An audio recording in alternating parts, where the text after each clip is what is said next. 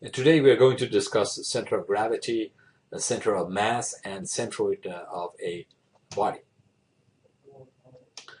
As with previous lectures, let me go over the objectives first. You would understand the concept of center of gravity, center of mass, and centroid.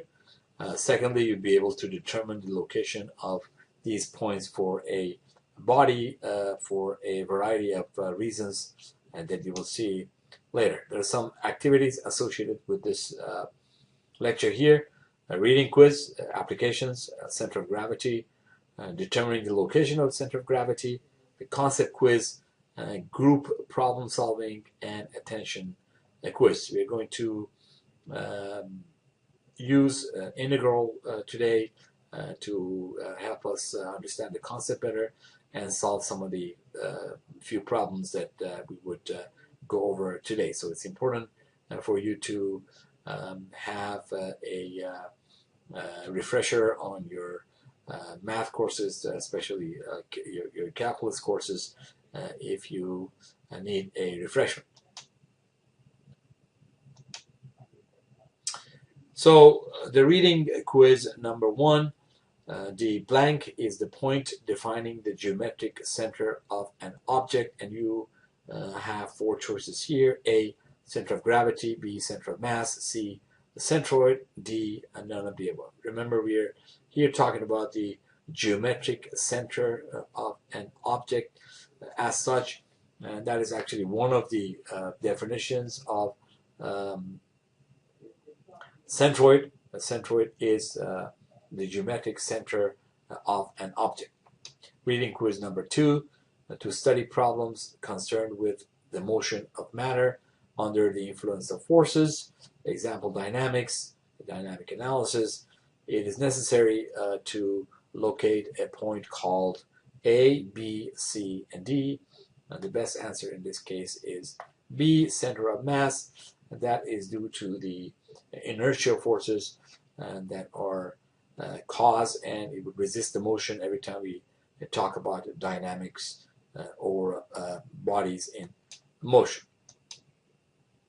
The application of center of gravity, center of mass, and centroids are really so many to design the structure that, for example, needs to be able to support a water or a water tank. It is absolutely crucial to be able to have a good understanding and determining where the location of mass and the centroid of a body is before this tank can be designed properly. Otherwise, we would run into all sorts of problems, including overturning moments. And the lack of understanding of a center of gravity and calculating center of mass could really have devastating results. The other application that you probably can think of is the case of SUVs. Although they're pretty popular, used to be much more popular than now, but one concern that the industry and people had over the SUVs is that it might tip over if going through a sharp turn, or if all of a sudden there will be sharp maneuvers that may cause the SUV to tip over. So that was one of the concerns, and the reason for that was because the overturning moment, again, the center of gravity of the car was higher with respect to the ground than for regular cars. It would cause the concern for overturning moment.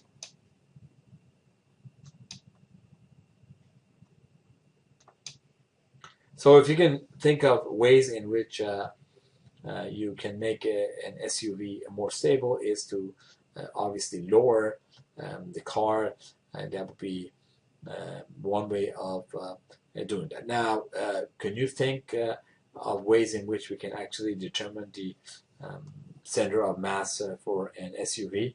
And we would discuss some of those examples shortly.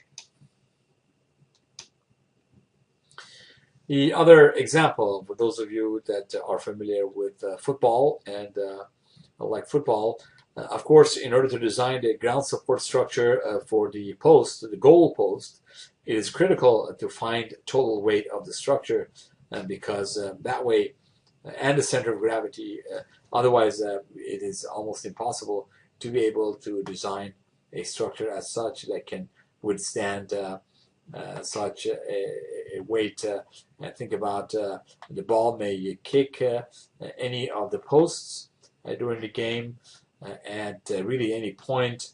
If it hits here, of course, it would be a less overturning moment. But if it hits right up there at a good speed, then you will see that the structure has a tendency to actually the force of ball exerted on this post has a tendency to push the structure, causing a counterclockwise moment, whereas the column, the post, should be able to resist that at its support. So it's very important to understand how we can actually calculate the center of gravity or a center of mass for different objects. Otherwise, we won't be able to design it. So in that process, we would use integration, and you see a few examples shortly. So let's talk about the center of gravity, or what we abbreviate here as CG. Okay. So think of an object, a body, as shown here in blue. Of course, if we can look at this object in a much more smaller microscopic at a microscopic level, we should be able to see that each portion of this object contains some mass. If this object is homogeneous and the mass is spread throughout, of course it is much easier to calculate the center of gravity of this object. However, if it is not homogeneous and the mass could be lumped differently at different location, meaning that the density of the object would be different at different places, then it would be more difficult to calculate that. Now, that still would be possible, but it's going to be more difficult. So each of these small particles, for the sake of our argument, we divide this object into smaller particles, and each of them carry an infinitesimal weight of W. So what is a center of gravity? A center of gravity is really a point in which the resultant weight of a system of particles or a solid body would be located. So the center of gravity is a point, often shown as G, which locates the resultant weight of a system of particles or a solid body. Now, from this definition, of course, we know that the sum of the moments due to individual particle about any point is the same as the moment due to the resultant weight located at G. Note that in order for us to be able to define CG, note that the sum of moments due to the individual particles' weights about point G is equal to 0. That's another way in which we can actually locate the center of the gravity if we cannot do it using any other method. So the location of the center of gravity is important to determine that. D sub W is the location of each point. Let's say for that particular point, we would have the coordinates of x hat y hat and z hat shown here. So if dw is located at point x hat, this is the hat sign here, make sure you guys see that, y hat and z hat, then x bar, this is the average distance multiplied by w, is nothing but the summation of all this little xw's, which is nothing but the integral over the entire object. So similarly for y bar w and z bar, for y hat d sub w or y bar w and z bar w, it's the same thing. It's the integral of z hat over the entire d sub w. So we take that over the entire mass. That's important to realize. So we're going to have limits, upper and lower limits here, and this is nothing but z hat times d sub w, which would aid us to be able to calculate the location of center of gravity. So if you want to express it in a more general term, the location of center of gravity G with respect to the x, y, and z axis, it will become as shown here.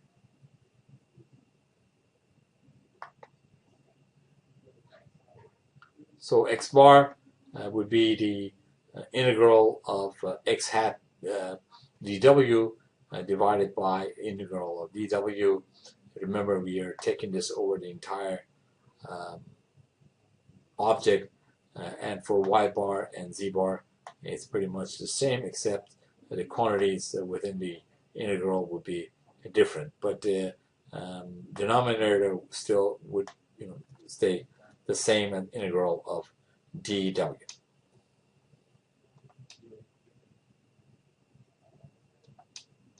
So if we replace the w with an m in these questions, so instead of having a dw, we have a dm, then that would give us the center of mass for a body or an object. So we can, again, similarly, the coordinates of a centroid of volume, area, or length can be obtained by replacing w in case of volume v, in case of area with a, and in case of length with l, respectively.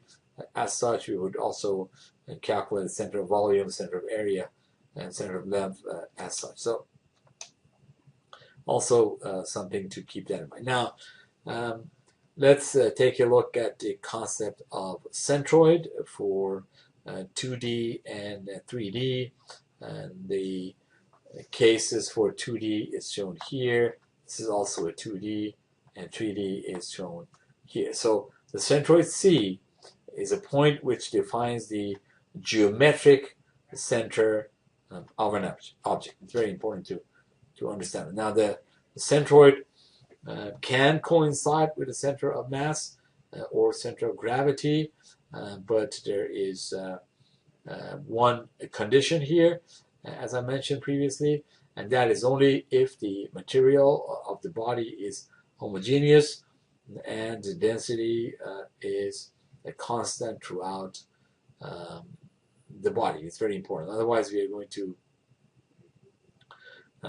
modify our calculations before we can use the other methods of integration and other methods that we see to be able to calculate it. Now, again, this is in order for the centroid to coincide with center of gravity and center of mass. So if an object has an axis of symmetry, then the centroid of an object lies on that axis. Again, it is possible in some cases that the centroid is not located on the object. So also keep that in mind.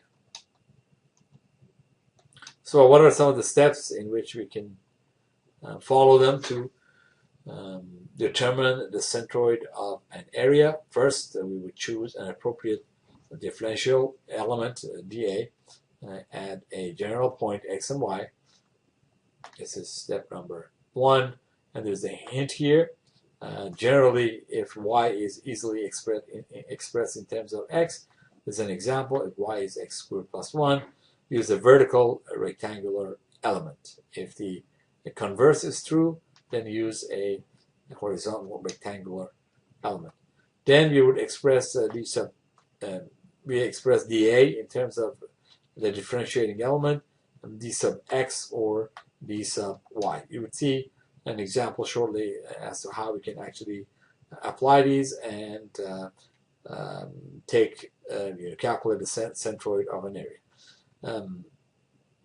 Then step number 3, we would determine the coordinates x and y of the centroid of the rectangular elements in terms of the general point x and y.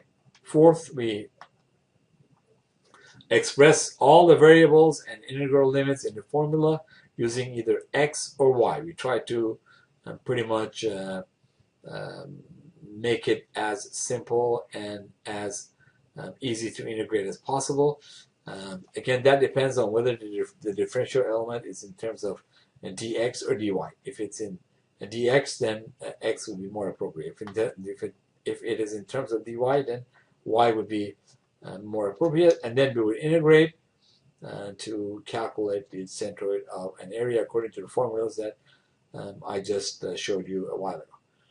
So we would use the same steps to calculate the center of gravity and center of mass. Both are underlined here. Then after we're doing a few examples, it becomes much more easier for you to solve such problems and make the appropriate calculations. Here's an example. The area as shown down here, we need to find the centroid location x bar, y bar, the location of the centroid, and we are going to use the steps that I just introduced to you to solve the problem. So in this case, y is expressed in terms of x cubed, so we would choose dA as a vertical rectangular strip. As you can see, the strip is going to look like that. The width would be d sub x. Y is the longitudinal length, and also we put the location of centroid at this point, and we continue with our calculations. So if we pick dA as a vertical rectangular strip, remember when we do the integration, we actually need to pick up the strip first. In this case, we pick it in terms of dA. dA is nothing but y multiplied by dx, and y is x cubed multiplied by dx. Knowing from this equation, y would be x cubed. So we would continue with that.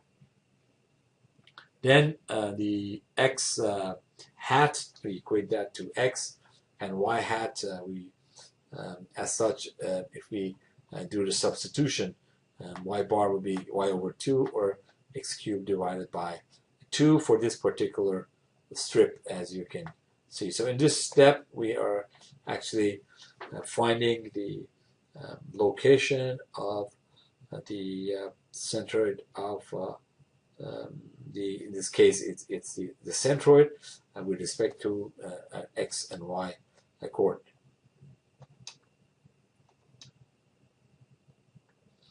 Then we would use the formulas that you've seen previously. We take the integral over the entire area. Remember, this is two-dimensional. X hat dA divided by, again, we integrate over the entire area. dA, this is the strip that we just have seen. So it's going to go from 0 to 1. Let me go back again. So this is from 0 to 1 in either direction. So if this is the centroid, this is the origin, then and this is the x and y coordinate, each in each direction. As you can see, this is 1 meter, and this is also 1 meter. So we're going to integrate from 0 to 1. Again, from here on we do multiple. We do simple substitution instead of dA. Now we would substitute that by dx x cubed, and instead of x hat, we simply put x, and then we again divide that by the integral of dA, which is x cubed dx. We continue our calculations. We do take the integral, do the substitution, and it turned out that the x bar would be 0.8 meter. Do the same thing for y bar, not the same thing, but similar things using similar equations. As such, you can pretty much follow this. As such, it's going to be the y bar would be 0.2857 meter. Let's take a look at a concept quiz here. The steel plate with known weight and non-uniform thickness and density is supported as shown at point A and B. Of the three parameters, center of gravity, center of mass, and centroid, which one is needed for determining the support reactions? Are all. Okay? Question number 1. Then the second question is, are all of these three parameters located at the same point? A very interesting question. So in order to calculate the support reactions, we need to have the center of gravity of this object. To be able to do that, these parameters are not located in the same place for the reason that I just went over a while ago, because they're all located in the x direction, but along the x-axis, but along the y-axis they may vary. Okay, so it is probably somewhere here just by looking at it. So the correct answer is A, center of gravity, and second part is no for quiz 1. For the second one, we're determining the centroid of the area that is shown here. Which type of differential area element requires the least computational work? Remember, the computational work is we try to minimize that. So in this case, you could have horizontal, we could have vertical. It seems the vertical here in this case would require less amount of work, whereas if we do it in this direction, then we have to express x in terms of y. It seems that the way it's been expressed already, we just take the square root, and y would turn out to be square root of 2x. Let's take a look at another problem. It's a group problem solving, and let's go over that together. Okay, so the area as shown is given. We need to find the x bar of the centroid, and the way we can actually do that is we are going to follow the steps that we've developed already. The solution is we are going to choose dA as a horizontal rectangular strip, we're going to choose that. The location of these points, and there will be x1 and y, and it could be x2 and y, but both of them, they are pretty much along the same y as shown here. It's supposed to be a straight line. I don't know why it's dancing upward and downward. So number 2, dA, and we need to express that in terms of either dx or dy. That's this strip that we use to perform our integration, right? So as such, we are going to express, in this case, since y plus x is 2, and here y squared is x, as you can see, there y is x is expressed in terms of y. So in this case, we would use the same thing. We would assume x is, we do this calculation, x would be 2 minus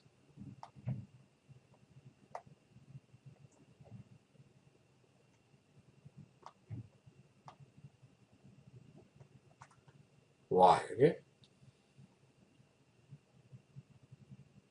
Okay, so x sub 2 minus x sub 1 dy, x sub 2 is 2 minus y, as I just calculated. X sub 2 is this point right here. This is the right end of the strip that moves along that line, and the other side, x1 and y, it would move along the other curve of x equals y squared. So we do the substitution. As such, we would be able to calculate that by using x as x1 plus x2 divided by 2, and we would calculate it as such. Then, so let me go back to this problem.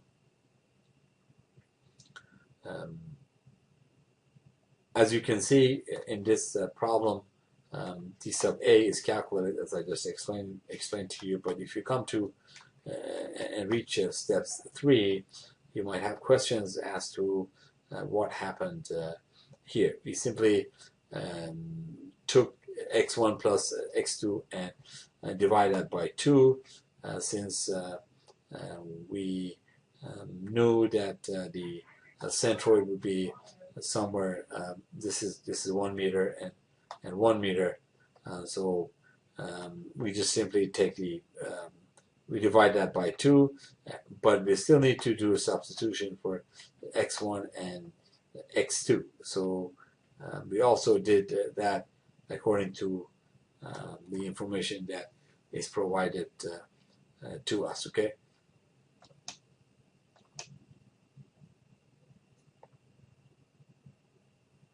So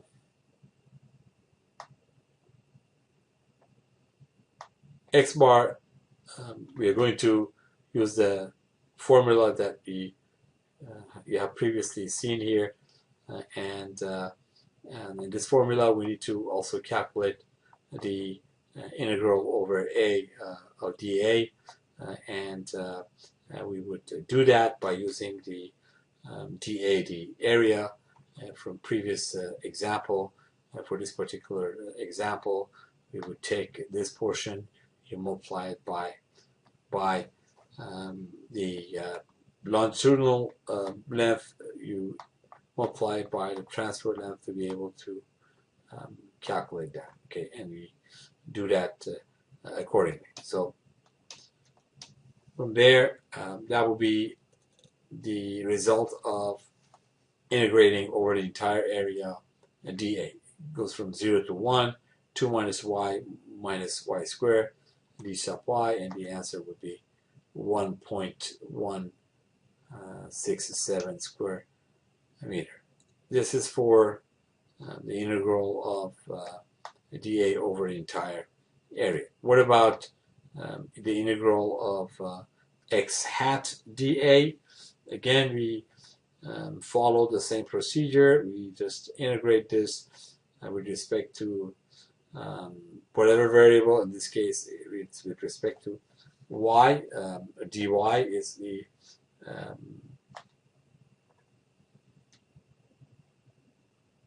the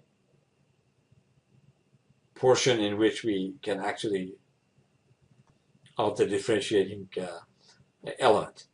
So we do the substitution here, and we just take the integral as such. We would put the upper limit, we take that minus the lower limit, so all of these substituting 0 inside this equation would lead to 0, so we only take that as 0.5 multiplied by, this would be 1, for example.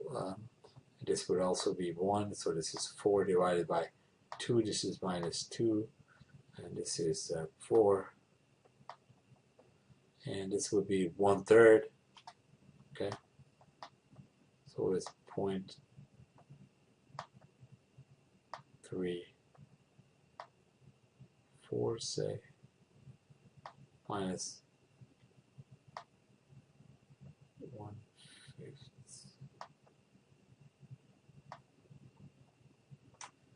And we do the addition and subtraction. We take half of that, there's a 0.5 multiply here, and the final answer would be 1.067 for that portion. Then we simply use the equation x bar that's given in step 4 up here. That would be 1.067 divided by 1.167, 0.914 meter. Let's go over an attention quiz before we wrap our session up. If a vertical, a rectangular strip is chosen as the differential element, as shown here, then all the variables, including the integral limit, should be in terms of and blank.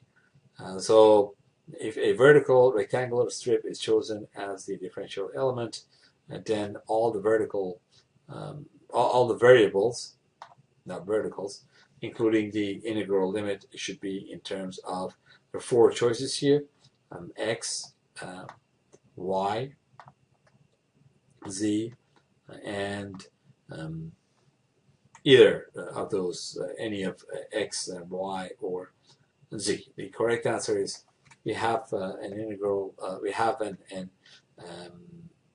element like this, and we would like to take a vertical rectangular strip. This is for the differential element. Then we would express all of them in terms of x. The reason for that is the function is already expressed in terms of x, so we are going to simply express everything in terms of x.